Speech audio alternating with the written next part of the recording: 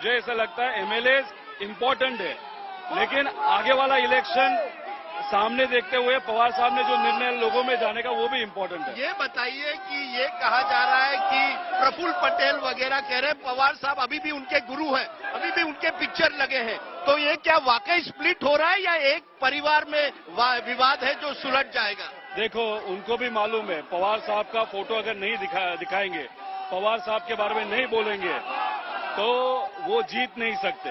अभी भी अगर आपने देखा मंत्रालय के पास अदिति तटकरे के पोस्टर्स है, वहां पे सिर्फ साहब का फोटो है और अदिति तटकरे का फोटो है, आज तरह किसी और का फोटो नहीं है। तो टू सम एक्सटेंट सबको मालूम है जब कांग्रेस से राष्ट्रवादी अलग हुई थी तब सिंबल को किसी ने नहीं देखा था, साहब को देखा था। जब भी हमने भाषण किया साहब के काम के बारे में बताया, मतदान लिया, हम सत्ते में आए, तो आज भी पवार साहब के बिना हम जीत नहीं सकते। हमको भी मालूम है, उनको भी मालूम है, इसीलिए शायद उनको ऑप्शन नहीं है। और दूसरी बात, प्रफुल्ल पटेल साहब, तटकरे साहब और जो वैसे पाटिल साहब है, उनको क्या कम किया? सब तो दे दिया था। तो जो लोग बाप को भूल गए वो लोगों के बारे में क्या सोचेंगे? तो वापस आएंगे या आप ये परमानेंट है, वापस आएंगे? साहब इस बारे में निर्णय लेंगे मुझे लगता है। और आप कॉन्फिडेंट है कि एनसीपी उभर कर आएगी या एनसीपी का अस्तित्व एक तरह से अब दांव पे है? देखो, महाराष्ट्र की अगर बात करें तो महाराष्ट्र में हर वक्त अच्छी चीज होने के लिए संघर्ष हुआ है और बहुत हमारे में से जो नेता थे उन्होंने शॉर्टकट लिया सत्य में जाने के लिए, और पवार साहब सत्य को मन में रखते हुए संघर्ष की भूमिका ले रहे हैं। तो आगे वाले जो इलेक्शंस होंगे जो हमको लगता है दिसंबर में लिए जाएंगे, बिकॉज बहुत सारे रेवेन्यू ऑफिसर्स को महाराष्ट्र में और दूसरे राज्यों में अभी ईवीएम चेकिंग के लिए बताया गया है, और ईवीएम का चेकिंग जनरली लोकसभा विधानसभा इलेक्शन के पहले होता है, 6 महीने पहले होता है। आप कह रहे हैं दिसंबर में महाराष्ट्र में? कर्नाटका में जो हुआ वहां पे सत्ता कांग्रेस की आई, बीजेपी की नहीं आई। अभी लोकसभा में मेजोरिटी जो बीजेपी के पास थी वो तो वहां पे रहने नहीं वाली, और एमपी में भी अब अगर आप देखें तो वहां पे भी बदल होने वाला है। तेलंगाना की बात करें, वहां पे राहुल गांधी को जो सपोर्ट मिल रहा है बहुत बड़ा है, तो कांग्रेस का ताकत विधानसभा में बहुत सारे राज्यों में बढ़ने वाली है, और दिसंबर में मेजोरिटी इलेक्शन है। तो वो देखते हुए शायद लोकसभा और विधानसभा महाराष्ट्र में और बहुत सारे राज्यों में दिसंबर में हो सकते ऐसे लग रहा है। ये कहिए, ये जो आरोप लगाया जा रहा है परिवारवाद का, रोहित पवार, सुप्रिया सुले, शरद पवार, ये परिवारवाद की लड़ाई है, ये पवार परिवार में लड़ाई है।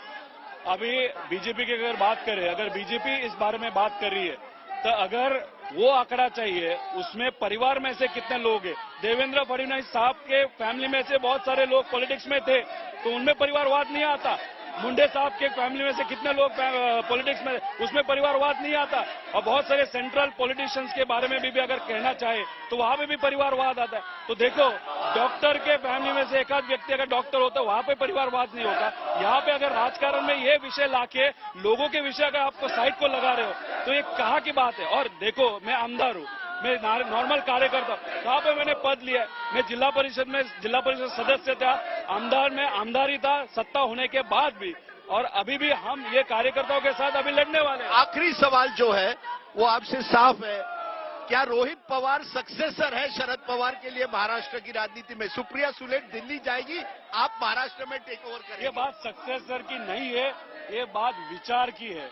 और पवार साहब जिस विचार के खिलाफ 60 साल लड़े, 60 साल लोगों के हित के लिए, वो विचार छोड़ के सिर्फ साल भर के लिए क्या विचार है? कौन सा विचार? बीजेपी के खिलाफ का, सेकुलरिज्म का, जातिवाद न करने का, धर्म के नाम पे राजकारण न करने का, विकास का, ये जो इम्पोर्टेंट चीजें हैं जो हमने चूज की है। भुजबल जी कह रहे हैं आप तो तैयार थे बीजेपी के साथ जाने 2019 में।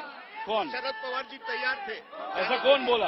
भुजबल जी कह रहे हैं। तो भुजबल जी का आप ऐसा कीजिएगा, 3-4 साल पहले के भाषण बीजेपी के खिलाफ, उनके जो भी भाषण है वो बाहर निकालो और उनको पूछो उस टाइम वो बीजेपी के खिलाफ जो बोले थे वो सत्य नहीं था क्या? लोगों के आपने गुमराह किया क्या? और आज आप बोल रहे हो, अलग बोल रहे हो। तो ये ईडी की वजह से हो रहा है? ऑलरेडी उन्होंने, क्या ये ईडी की वजह से हो?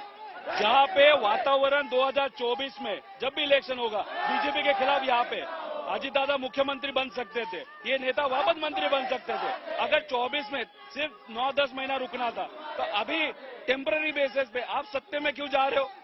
तो कुछ तो होगा जो लोगों को लगता है, हमको तो मालूम नहीं, हमने रिसर्च नहीं किया, लोगों को जो लगता है ज्यादा इंपॉर्टेंट है ऐसे लगता है।